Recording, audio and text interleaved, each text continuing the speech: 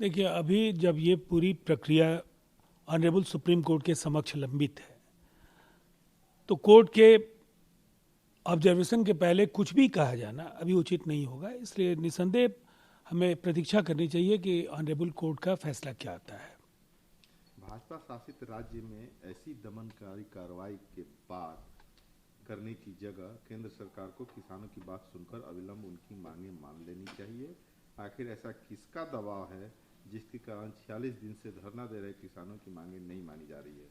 राजस्थान के सीएम अशोक गहलोत ने हरियाणा के सीएम के हेलीपैड को तोड़े जाने और पहले अशोक गहलोत जी ये क्यों नहीं बता रहे हैं कि उन्होंने कर्ज माफी का वायदा किया था, सत्ता में उनकी पार्टी आ गई। राजस्थान में क्या हर किसान को कर्ज माफी का लाभ मिल चुका है? देखिए, दरअसल कांग्रेस को कोई नैतिक अधिकार नहीं है। आज़ादी के 70 वर्षों में जिस पार्टी ने चाहे सीधे तौर पर देश में सरकार चलाई हो या गठबंधन की सरकारों की अगुवाई की हो, 50 वर्ष इस देश में शासन उन्होंने किया है, और उसके बाद अगर किसानों की हालत नहीं सुधरी तो निसंदेह उनकी नीतियां किसानों के हित में नहीं थी। आज अगर एक बदलाव का मार्ग नए फार्म बिल के जरिए प्रशस्त हो रहा है, तो इनका अगर वो समर्थन नहीं कर सकते हैं तो इसके खिलाफ लोगों को उकसाने का काम राष्ट्र हित में उचित नहीं है। 16 जनवरी से शुरू होने वाला कोविड टीकाकरण, स्वास्थ्य कर्मियों को प्राथमिकता मिले सहित अन्य बातों को लेकर के प्रधानमंत्री 11 जनवरी यानी आज देश के कई सीएम और केंद्र शासित प्रदेश के कई सीएम से वर्चुअली बातचीत करेंगे और रणनीति पर। देखिए, वैक्सीनेशन की जो तैयारियां हैं उसका कहीं ना कहीं उसकी प्रशंसा WHO ने भी की है।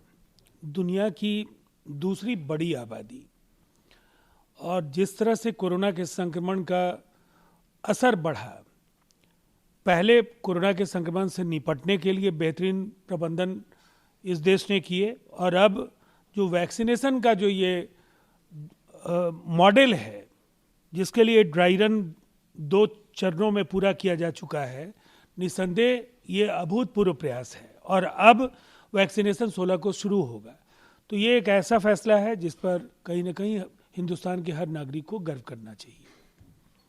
जेडीयू ने एनडीए के भीतर सीट बंटवारे में हुई देरी को लेकर के कीमत चुकाई है। न जाने कौन दोस्त है या दुश्मन, यह नहीं पता चल पा रहा था।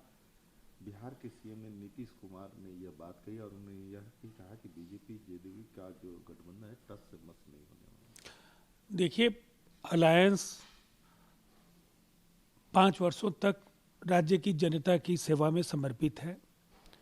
अपना कार्यकाल नीतीश कुमार जी के नेतृत्व में एनडीए को पूरा करना है। जन आकांक्षाओं के अनुरूप हम बेहतर शासन देंगे, और कई सवालों पर कार्य समिति में कई तरह की बातें होती हैं जिस पर पता नहीं मीडिया ने कैसे तोड़ मरोड़ कर कई तथ्यों को सामने रखा है। हम एनडीए के एक ऐसे सहयोगी हैं जिसका साथ 2 दशकों से ज़्यादा का है, इसीलिए इस पर बहुत ज़्यादा विपक्ष को या मीडिया को हम लोगों के सेहत की चिंता नहीं करनी चाहिए। हमारी पार्टी के नेता और सीएम नीतीश कुमार को लेकर के कई तरह के कयास लगाए जा रहे हैं। हम स्पष्ट करना चाहेंगे कि हमारी पार्टी एनडीए के साथ मजबूती से खड़ी है। राजीव रंजन जदयू के नेता, उन्होंने ये बात कही। देखिए, राजीव रंजन सिंह जी ने जो बातें कही हैं वही पार्टी के कार्य समिति के 2 दिवसीय बैठक का सार है, और निसंदेह हम उसके अविभाज्य अंग हैं। हमारा लंबा सफर है, कई विधानसभा और लोकसभा चुनाव बिहार में नीतीश कुमार जी के नेतृत्व में हमने लड़े हैं, और यह चुनाव जनता के आशीर्वाद से नीतीश कुमार जी के पक्ष में जनादेश लेकर आया है। निसंदेह जनादेश की भावनाओं का सम्मान करते हुए हम 5 वर्षों का कार्यकाल जनता की सेवा करेंगे। तेजस्वी यादव ने नीतीश कुमार पर फिर हमला बोला है और कहा है कि उनके मानिए कि नीतीश कुमार का एकमात्र है कि बिहार का विनाश हो मुद्दा है। वहीं नीतीश कुमार सौदेबाज हैं, ब्लैकमेलर हैं।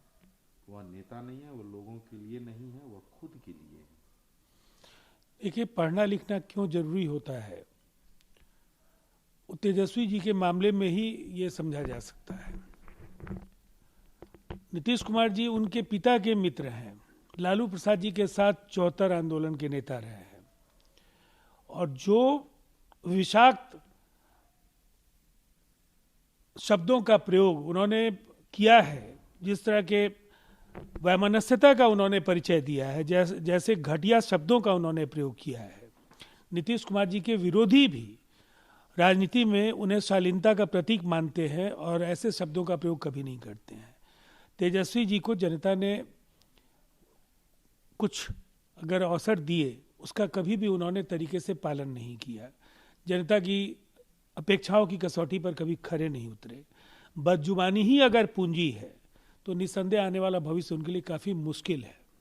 राजद के द्वारा भ्रम फैलाए जाने पर हमला करते हुए भाजपा के नेता भूपेंद्र यादव ने कहा है कि खरवास बाद आरजेडी टूट जाएगी और आरजेडी से लोगों को सामाजिक न्याय और सामाजिक समता की पाठ पढ़ने की जरूरत नहीं है, जो कि खुद परिवारवादी पृष्ठभूमि के लोग। आरजेडी के नेता और कार्यकर्ता बेहद असहज हैं। तेजस्वी यादव को तुक्के से कुछ सीटें जरूर मिल गई हैं, लेकिन नेता प्रतिपक्ष की जिम्मेवारी के निर्वहन में वो सक्षम साबित नहीं हो रहे हैं। इसीलिए जो असंतोष है वो कभी भी हम कह सकते हैं कि ज्वालामुखी की तरह फट सकता है और फिर पार्टी में अगर भगदड़ होगी तो इसकी जिम्मेवारी तेजस्वी यादव को ही लेनी होगी।